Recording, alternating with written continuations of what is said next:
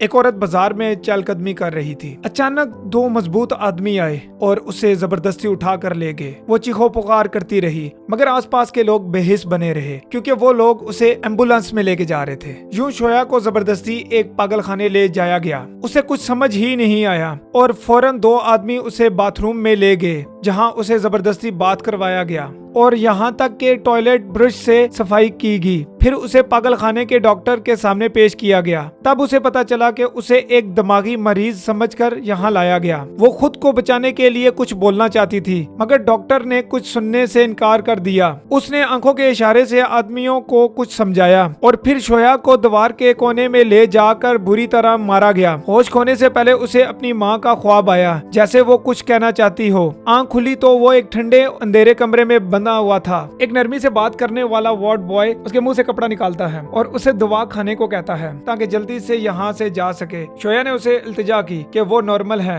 और उसे यहाँ से निकाले, मगर वार्ड बॉय बेहिस था क्योंकि यहाँ आने वाला हर मरीज यही कहता है, मैं पागल थे ना। शोया ने एक कागज पर नंबर लिखकर वार्ड बॉय से राब्ता करने की कोशिश की दरख्वास्त की, मगर उसने कुछ के बगैर कागज छीन लिया और वार्निंग दे दी। दिन गुजरते गए। शोया दवा खाने से इनकार करती रही क्योंकि वो समझती थी कि उसके साथ नाइंसाफी हो रही है। ये बात डॉक्टर तक पहुंची। उसने शोया से बात की और नरमी से दवा खाने का कहा। शोया ने उसे एक सवाल किया जिससे डॉक्टर का रंग उड़ गया।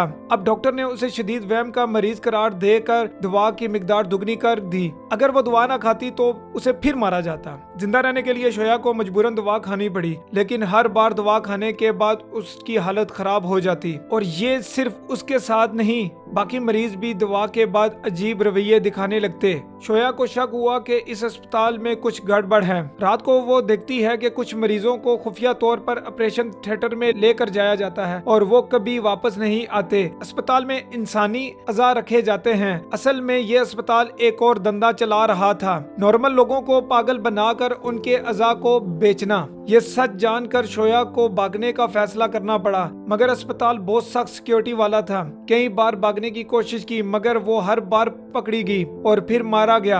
एक दिन उसने वार्ड बॉय से पूछा कि बाहर जाने के लिए क्या करना होगा। उसने बताया कि सिर्फ सरपरस्त की इजाजत से ही जाया जा सकता है। फिर एक दिन उसने एक पागल औरत मिली जिसने बताया कि अस्पताल में एक खुफिया रास्ता है और उसके बारे में सिर्फ उसके पड़ोसी के कमरे में रहने वाला एक अजीब आदमी जानता है। शोया ने उससे रात को इशारों से बात की। उस आदमी ने उसे अगले दिन बाथरूम में मिलने का कहा और बड़ी मुश्किल से उससे खुफिया रास्ते और कोड 4444 का पता चला। जैसे ही उसे पता चला, उसने उसे काट कर शोर मचा दिया। इसी हड़बड़ी में वो डॉक्टर के ऑफिस पहुंची और कोड डालने की कोशिश की, मगर कामयाब ना हो सकी। फिर उसे ख्याल आया कि पागल औरत गुनगुना रही थी। उसके गाने की धुन ही पासवर्ड थी। उसने धुन के मुताबिक नंबर डाला और दरवाजा खुल गया और अंदर गया और किताबों की लंबारी में खुफिया दरवाजा तलाश कर लिया, मगर उसी वक्त किसी ने पासवर्ड दोबारा डाला और शोया फौरन सुरंग में छुप गई। सुरंग में फिसलते हुए उसकी आवाज आ गई और डॉक्टर को शक हो गया। इसने लोगों को पीछे भेजा। शोया बामुश्किल बाहर निकल आई। जिस्म जख्मी था, लोग उसे हैरानी से देख रहे थे। अचानक एक एम्बुलेंस आ गई। शोया डर के मारे भाग निकली। वो सड़क पर किसी गाड़ी को रोकने की कोशिश कर रही थी, मगर कोई ना रुकी। आखिरकार पुलिस की गाड़ी आई। शोया फौरन उसमें बैठ गई। सुकून का सांस लिया कि शायद अब बच गई, मगर पुलिस वाले ने एक कॉल के बाद उसे वापस उसी पागल खाने छोड़ दिया और उसकी आंखों में दुख, दर्द और नाउमीदी छा गई। फिर लोहे के दरवाजे बंद हो गए।